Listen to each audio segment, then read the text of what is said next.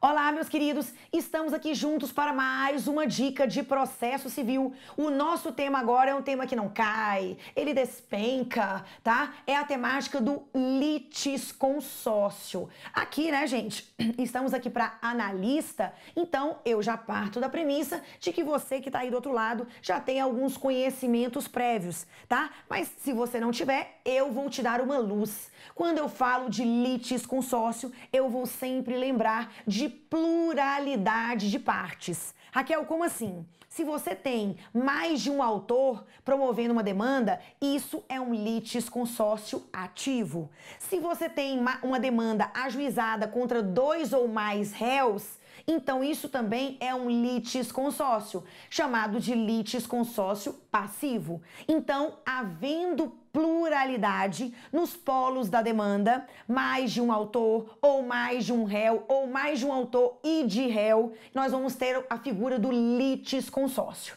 certo? Raquel, e o que você tem aí de novidade pra gente? As classificações, tá? Gente, o litisconsórcio, ele tem diferentes classificações, tá? Aqui a gente pode dizer o seguinte: litisconsórcio, ele pode ser um litisconsórcio, a classificação quanto ao momento de formação dele, então ele pode ser um litisconsórcio originário e ele pode ser um litisconsórcio superveniente, certo?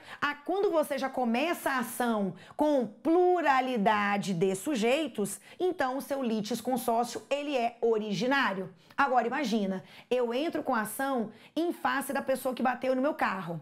E lá no curso do processo, essa pessoa, que é o réu, faz a denunciação da lide e chama a seguradora. E a seguradora o quê? Passa a fazer parte do processo. Então, você tem agora o quê, gente? Você tem aí o denunciante, o denunciado no polo passivo. Então, o quê? Houve a formação superveniente do litisconsórcio. Então, ele pode ser formado desde a sua origem, com a distribuição ou registro da petição inicial, mas ele também pode ter uma formação posterior, superveniente. Beleza? Depende também, gente, de onde se situa o litisconsórcio. O litisconsórcio pode se dar no polo ativo, aí eles chamam o quê? Litisconsórcio ativo. Ele pode ser vários réus, litisconsórcio passivo, e ele também pode ser vários autores e vários réus, litisconsórcio misto.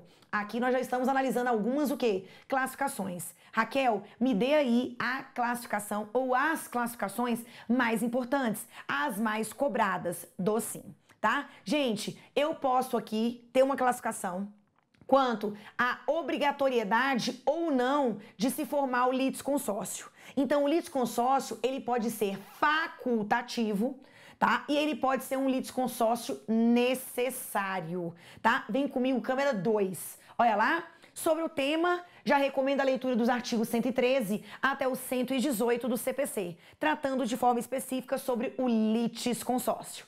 Gente, litisconsórcio ativo, passivo e misto, nós já superamos. Vai depender de onde ele se forma, se é no polo ativo ou no polo passivo, tá? E litisconsórcio facultativo.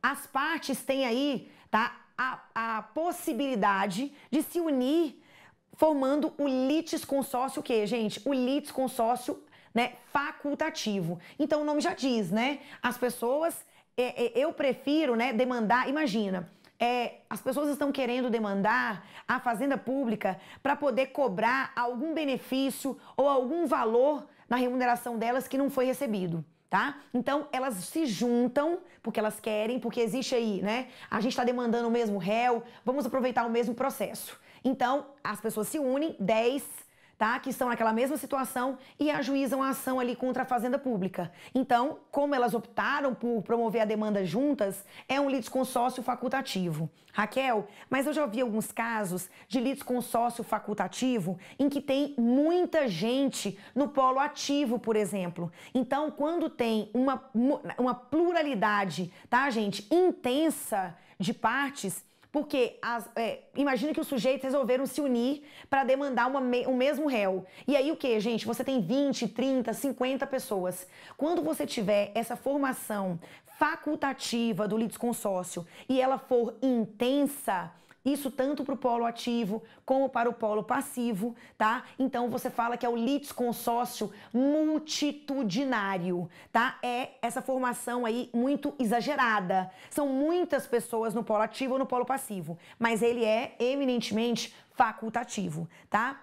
É o tal do multitudinário, podendo, inclusive, o magistrado, de ofício ou mediante requerimento, fazer o desmembramento desse litisconsórcio, reduzir a quantidade quando ele perceber que essa quantidade exagerada de pessoas no processo pode comprometer a duração razoável do mesmo, beleza? Então, litisconsórcio ele pode ser facultativo ou ele pode ser necessário. É aquele obrigatório. E o litisconsórcio será necessário ou obrigatório quando, Raquel? Quando a lei mandar. Então, ou ele vai ser necessário por força de lei, ou ele vai ser necessário em virtude da relação jurídica discutida em juízo.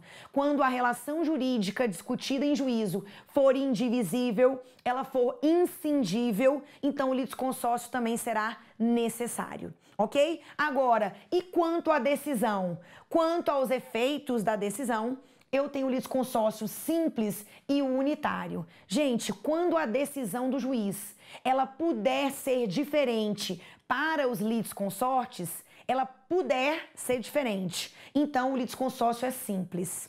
Quando a decisão que o juiz for dar, ela tem que ser igual para todos os litisconsortes, necessariamente, então esse litisconsórcio é unitário. Vai ser uma única decisão para todos os litisconsortes envolvidos. Vocês podem até lembrar de uma demanda em que você quer a rescisão de um negócio jurídico.